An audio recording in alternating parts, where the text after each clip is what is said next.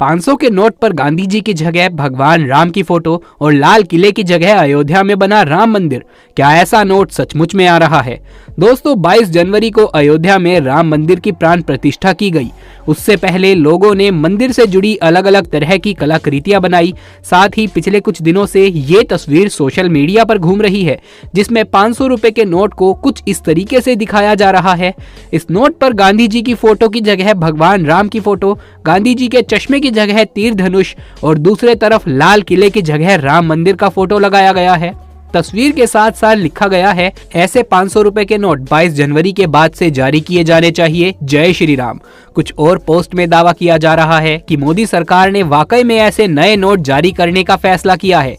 लेकिन क्या सच में रिजर्व बैंक ऑफ इंडिया इस तरह के नोट छापने की दिशा में तैयारी कर रही है? Fact checking website boom live ने इस दावे की पड़ताल की और उनके मुताबिक 500 के नोट पर भगवान राम की तस्वीर सिर्फ एक कल्पना है और आरबीआई इस बारे में नहीं सोच रहा है। बूम लाइव से बात करते हुए आरबीआई के प्रवक्ता योगेश दयाल ने कहा, भारतीय रिजर्व बैंक के पास ऐसी कोई जानकारी या खबर नहीं है। आरबीआई की आधिकारिक वेबसाइट पर नो योर नोट सेक्शन में भी किसी प्रकार के भगवान राम के नोट का जिक्र नहीं किया गया है।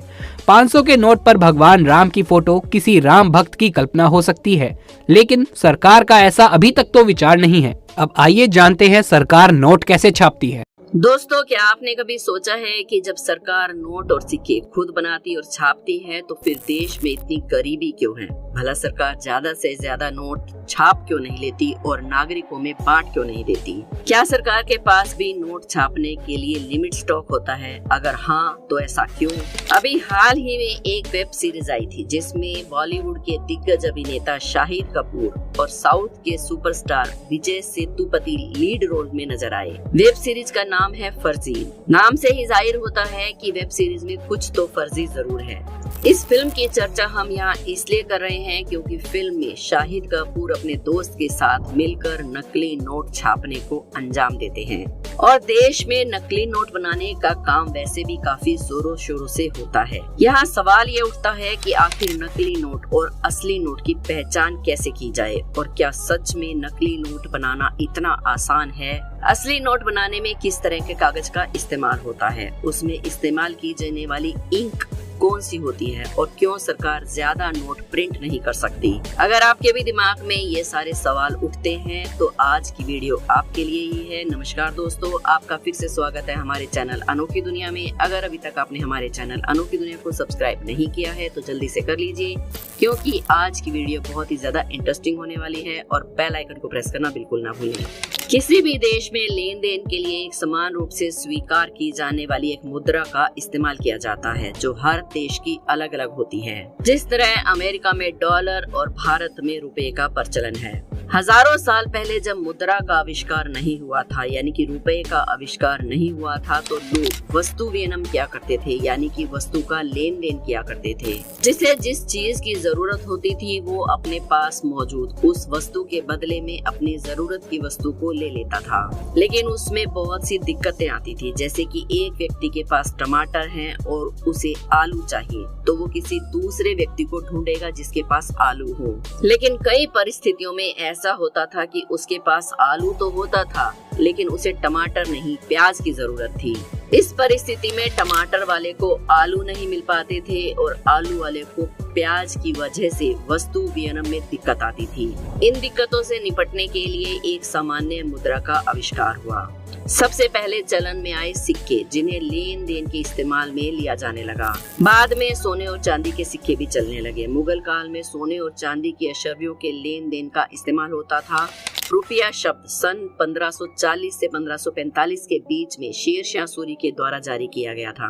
18वीं सदी तक लेन देन के लिए सोने चांदी के सिक्कों का इस्तेमाल होता था। भारत में पहली बार नोट का इस्तेमाल ब्रिटिश राज्य ने किया था। ब्रिटिश कंपनी भारत पर अपना कब्जा करना चाहती थी और अपनी प्रेसिडेंसी बॉक्स की शुरुआत करना चाहती थी। ब्रिटिश कंपनी ने बॉम्बे, मद्रास और बंगाल पर अपना कब्जा मजबूत करना शुरू कर दिया और वहां से मुद्रा का चलन शुरू किया। सबसे पहले बैंक ऑफ बंगाल से ही इसकी शुरुआत हुई। साल 1861 में पेपर करेंसी एक्ट के बाद ब्रिटिश सरकार आधिकारिक तौर पर कागजी नोटों के निर्माण में लग गए और साल 1934 में रिजर्व बैंक ऑफ इंडिया की स्थापना हुई। तब से लेकर आज तक भारत की करेंसी रुपया है। भारत की करेंसी दो प्रकार की है, यानी कि एक कागज के रूप में और एक सिक्के के रूप में। सन 1988 में पहली बार भारतीय मुद्रा का निर्माण करने के लिए महाराष्ट्र के नासिक में प्रिंटिंग प्रेस की स्थापना की गई और 1986 में मध्य प्रदेश के होशंगाबाद में 15 टन प्रति वर्ष क्षमता वाले सिक्योरिटी पेपर मिल की स्थापना की गई। जैसे जैसे भारत की अर्थव्यवस्था बढ़ती गई, मुद्रा की मांग में भी बढ़ोतरी होती गई। इसके समाधान के लिए सन 1995 में रिजर्व बैंक ऑफ इंडिया ने भारतीय रिजर्व बैंक मुद्रा लिमिटेड की स्थापना की, जिसने साल 1996 में दो और प्रिंटिंग प्रेस की स्थापना की। एक प्रिंटिंग प्रेस कर्नाटक के मैसूर में और दूसरा बंगाल के सालबोनी में था, जो कि इन नोटों की प्रिंटिंग और इस्तेमाल करने वाली चीजों की मांग को पूरा करते हैं। इनमें पहला नाम आता है security printing and meeting corporation of India limited का, जो कि नोटों की छपाई और सिक्कों की ढलाई यानी कि उसके आकार की देखरेख करती है। दूसरी कंपनी का नाम नोट पेपर मिल इंडिया लिमिटेड मुख्य के नाम से जाना जाता है।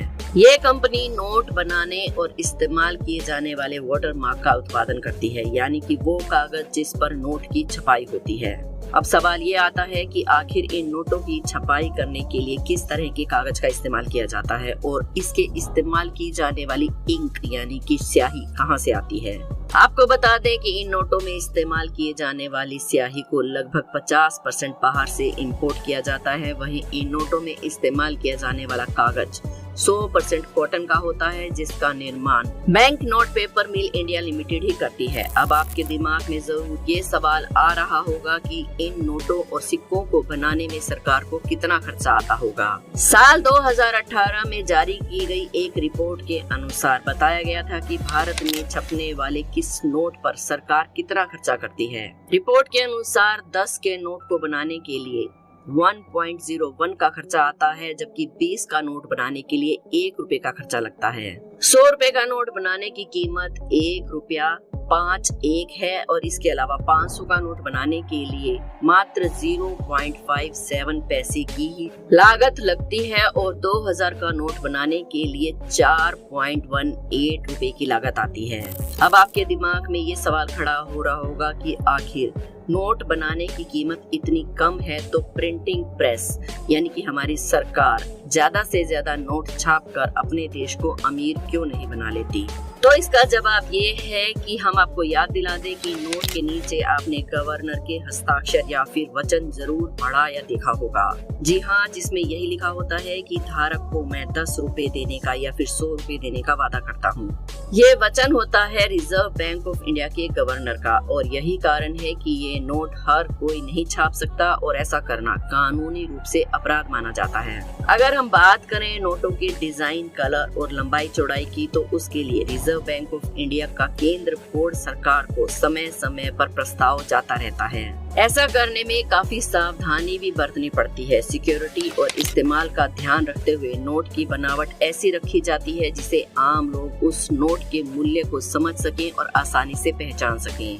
हम जानते हैं, अब आप सोच रहे हैं कि सरकार अगर इतने कम खर्चे में नोट बना सकती है तो वो बहुत सारे नोट क्यों नहीं बना लेती, यानी कि जितने नोटों की मर्जी हो बना ले और देश में आखिर कोई भी गरीब क्यों रहे। तो आपको बता दें कि सरकार कभी ऐसा नहीं करेगी, क्योंकि इससे नोट की कीमत में गिरावट तो आएगी ही और ज्यादा नोट मार्केट में होने का मतलब लोगों की बढ़ती मांग। इसे अगर हम आसान शब्दों में कहें तो जब किसी वस्तु की मांग बढ़ती है तो सप्लाई कम होने की वजह से उसकी कीमत अपने आप बढ़ने लगती है। चलिए इसे एक उदाहरण के तौर पर समझते हैं। मान लीजिए सरकार ने बहुत सारे नोटों को छाप लिया और उसे लोगों में बांट दिया।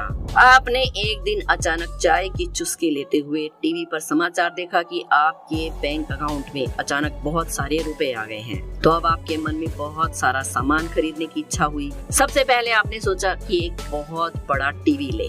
आप मार्केट में टीवी लेने गए, लेकिन आप देखते हैं कि वहाँ पहले से ही टीवी लेने वालों की भीड़ जमा है, क्योंकि उन सभी के अकाउंट में भी बहुत सारे पैसे अचानक आ गए हैं। अब टेलीविजन लेने वालों की संख्या ज्यादा है, लेकिन मार्केट में टेलीविजन कम है, तो ऑब्वियसली टेलीविजन की कीमत बहुत ज्यादा बढ़ जाएगी।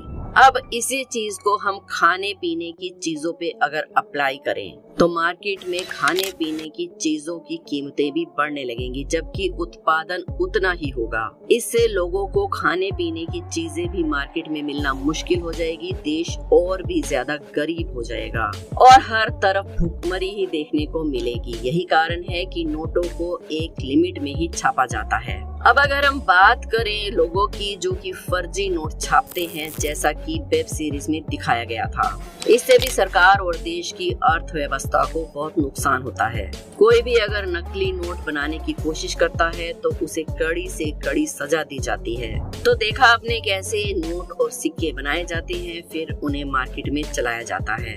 एक नोट बनाने के पीछे ये कहानी बहुत ही दिलचस्प है, जो कि शायद आपने पहले कभी नहीं सुनी होगी। तो दोस्तों, ये वीडियो हमने बहुत ही रिसर्च के बाद बनाई है, मेहनत बहुत ज्यादा है, इसलिए वीडियो को एक लाइक तो बनता ही है।